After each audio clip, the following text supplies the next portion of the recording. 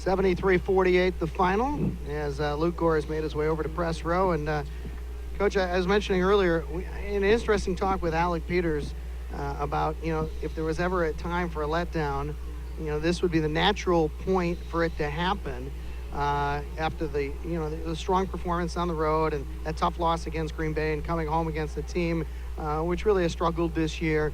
And Alec Peters said, and this was an hour before the game, I'm going to do everything in my power to make sure that doesn't happen. He was outstanding tonight. He was great. We challenged our team that the first time we miss, let's get a rebound, because last time we didn't get any of them. And the first time we missed, Alec got it and put it in. And he pointed to the bench like, I got this, fellas.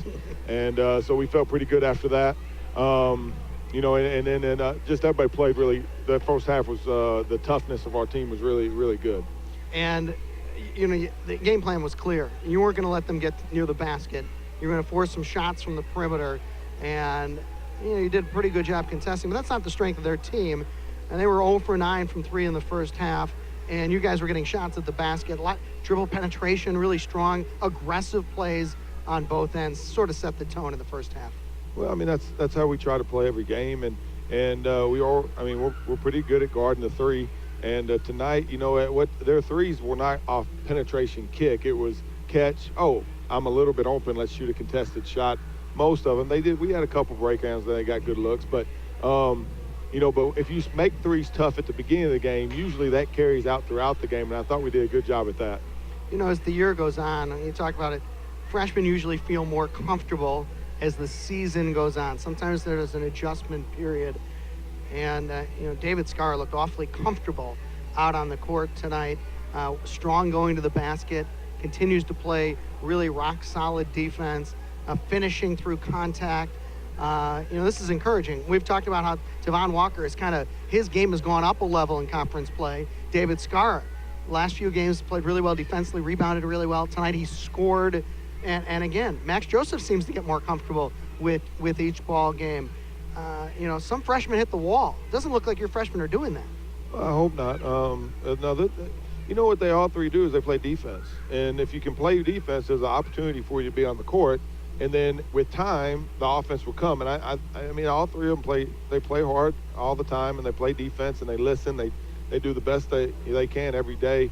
And I think that's what shows. And you look at Scarr, and you think, oh, he's probably just a shooter. Well, that's not what he is. He's athletic, he's fast, he handles it.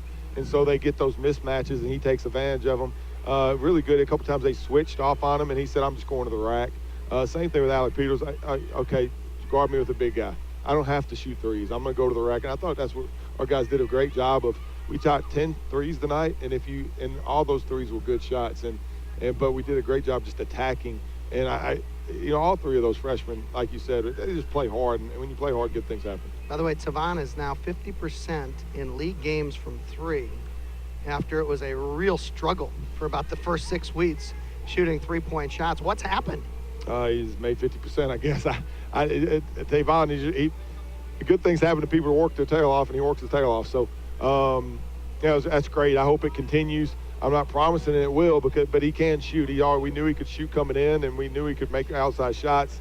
But you know what, guys they know they can't pressure him. So his threes are usually pretty open. And if they do want to guard him, that's great, because then he would get to the rim. So I think it's, early in the year, guys got into him, and he was getting to the rack easier. Now they're like, we can't guard him out there, he's too fast, so they back up, and he only takes good shots, and that's the key to shooting a high percentage. Another one of those you can't take anything for granted games coming up on Saturday when you go to UIC, right? You beat them handily here at home, but it's never easy on the road, and you certainly can't take anything for granted. After this long stretch, I think it's probably good to have a few days off, but you still got to come out and play well at UIC. UIC is a very, very difficult team. They play a lot of fast guys, and usually our speed is an advantage, where against them, our speed is not necessarily an advantage. And they've had every game they've been competitive. Every game they've been after guys. They haven't won every game, obviously, but every game, like Green Bay, it's a close game. Everybody they play at home, they're getting after it. Detroit, they had them beat. And then there was a foul at the end of the game that caused Detroit to win that game. If they'd have inbounded it, they'd have won. So it was one of those things that, no matter who they play, especially at their place, they're tough. And they play us tough every time we play up there. They defend us great. Howard's a great coach, so we gotta get some rest because our guys are getting tired. But we got to get a little rest. We got to get in the classroom, get our grades, and then we got to be ready to go on Saturday. Nice win tonight, Coach. Thanks, Tom. Valpo assistant coach Luke Gore after the Crusaders knock off the Panthers by the score of 73-48. Wire-to-wire win for Valpo tonight, and a really wire-to-wire double-digit win. It was a double-digit game 3 minutes in, and Milwaukee never got it really close to single digits after that. Tonight's game was brought to you by Jimmy John's, Pepsi Cola, McDonald's, the golf course at Aberdeen, South Shore Convention Visitors Authority, Culver's, Lakeshore Bone and Joint, Papa John's, Ben's Soft Pretzels, and Holiday Inn and Suites in Valparaiso. Our next ball game comes up on Saturday afternoon as the Crusaders travel to the Windy City to take on the Flames of UIC. We'll be on the air at 2:45. The game will tip off at 3 o'clock. Final score for final time tonight, Valpo 73, Wisconsin, Milwaukee 48. Executive producer of the Valpo Sports Radio Network is Dave Huseman. Today's game was produced by Joey Basil. For Dave Huseman, this is Todd Eichel. Thanks for joining us, everybody. So long. Tonight's game, an exclusive presentation of the Valpo Sports Network.